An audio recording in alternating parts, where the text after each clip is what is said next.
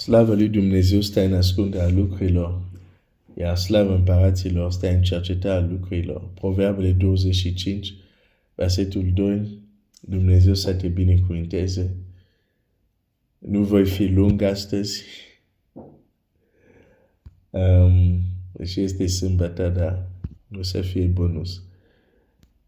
Dar vreau doar să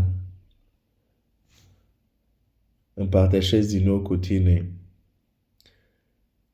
faptul că atunci când ne gândim să auzim glasul lui Dumnezeu, să comunicăm cu Dumnezeu, trebuie să realizăm că un factor important este propria noastră creștere spirituală, propria noastră maturitate spirituală.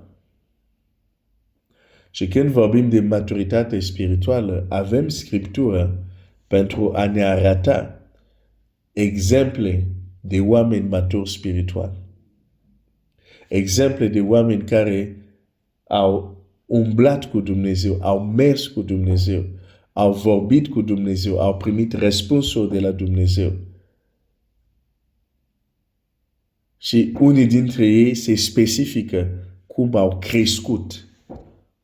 Despre Domnul Iisus se specifică de dori cum a crescut, cum se dezvolta în înțelepciune, în statură.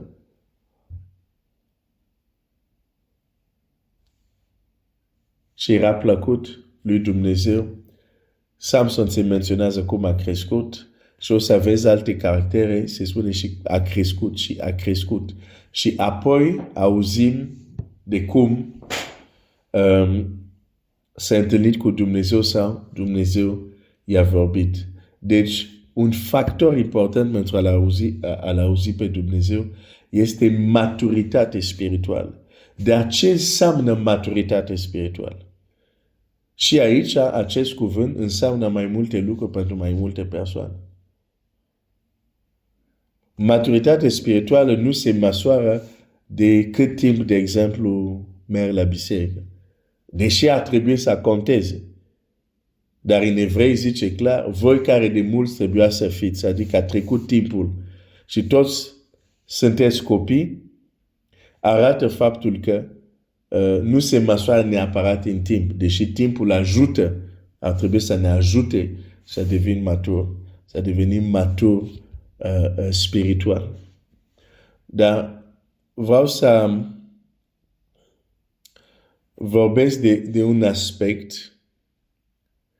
Dacă noi vorbim de maturitate spirituală, ce înseamnă a fi matur spiritual? Aș vrea să mă uit la un text din Scriptură, deși putem să ne uităm la mai multe texte, dar un text care contrazice abordarea unde am fi tentat să credem că maturitatea spirituală înseamnă să adun multe informații religioase, oricât de bune ar fi ele. Maturitatea spirituală se găsește la un alt nivel și aș vrea să citesc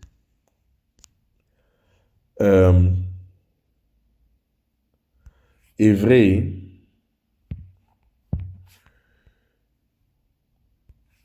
versetul, mai întâi să vorbesc de capitolul 5 și versetul 14. Zice așa.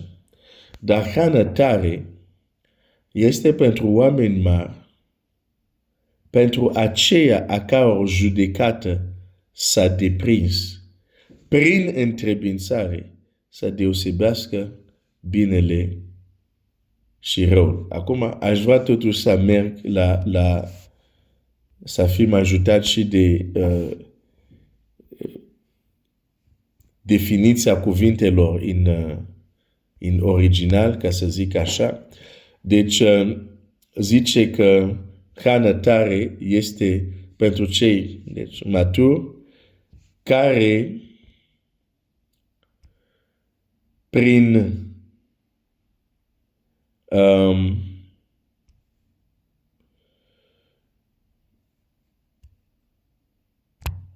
întrebuințare au, cum zice aici în limba română, judecata s-a deprins. Deja aici, a care judecata s-a deprins,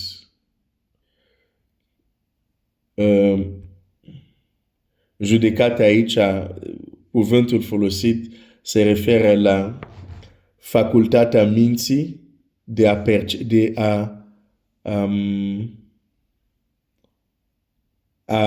percepe, da? Înțelegere și abilitatea de a judeca, da?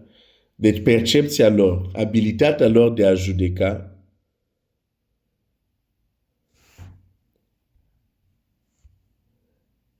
s-a deprins prin întrebuințare. Ce este tradus prin întrebuințare în cuvântul original se referă la a exersa, la exerciții, chiar la exerciții, cum să zic, care le fac sportiv, cum ar veni, da? Deci, cei maturi au o facultate de a percepe, de a judeca, care din cauza practicii sau exercițiul, practică, au ajuns să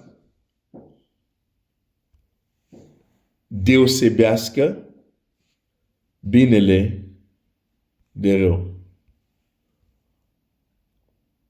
Ceea ce vreau să-ți arăt aici, maturitatea spirituală are de a face cu abilitatea de a percepe, de a judeca, care se dezvoltă și ajunge la o anumită maturitate prin practică, prin întrebuințare.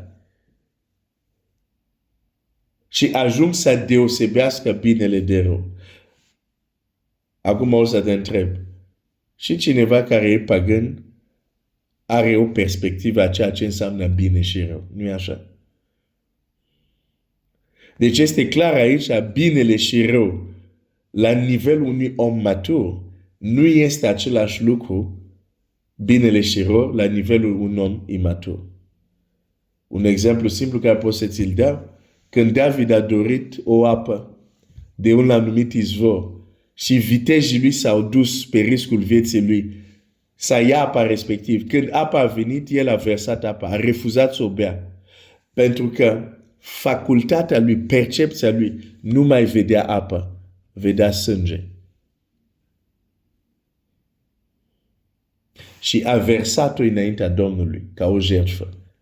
Deși când tu te uiți, vezi apa, dar prin întrebuințare, facultatea lui de a percepe este la un alt nivel. Unde alți văd apa, el vede sânge.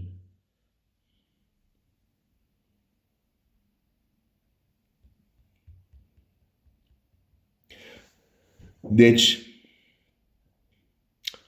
maturitatea spirituală este o stare unde, în mod natural, începem să percepem lucrurile nu după omul animal, nu după omul firesc, dar după realități spirituale.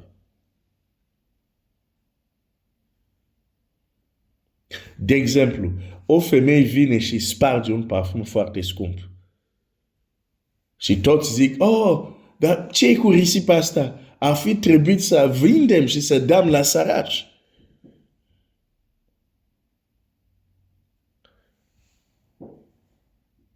Și Domnul Iisus zice, nu, mi-a făcut un bine. Domnul Iisus vede altceva, percepe altceva. Ceilalți sunt scandalizați. Sau sunt șocați sau consideră că este risipă. Domnul Iisus spune, Lazar a dormit. Dar de ce zice a dormit? Pentru că în percepția lui asta chiar s-a întâmplat.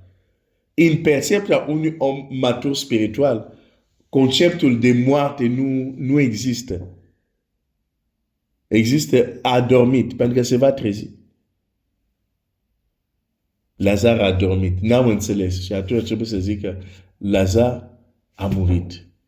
A folosit limbajul lor. Deci un om duhovnicesc spiritual, chiar și limbajul lui este diferit. De ce? Pentru că percepția lui este diferită. Deci, maturitatea spirituală are mai mult de a face cu dezvoltarea percepției a lumii spirituale, a realității spirituale, cu dezvoltarea judecății dintr-un punct de vedere spiritual, decât cu adunarea informațiilor.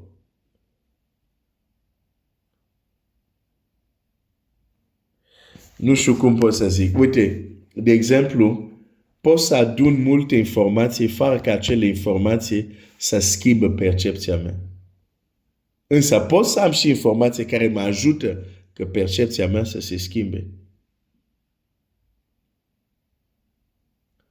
Și când vorbim de percepție, automat, dacă creșterea spirituală are de a face cu facultatea minții de a percepe realități atât vizibile, dar și atât invizibile, înțelegem de ce trebuie să creștem când vrem să vorbim cu Dumnezeu sau să-L auzim pe Dumnezeu. De ce? Pentru că Dumnezeu este Duh.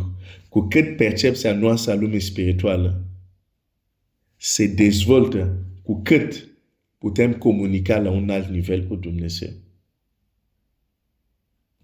Mă opresc aici pentru astăzi. Nu e așa că am zis că nu o să fiu lung. Dumnezeu să te binecuvânteze și Dumnezeu să ne ajute pe toți să ne dorim cu adevărat să fim maturi spiritual. Și asta este și voia lui Dumnezeu. Domnul să te binecuvânteze.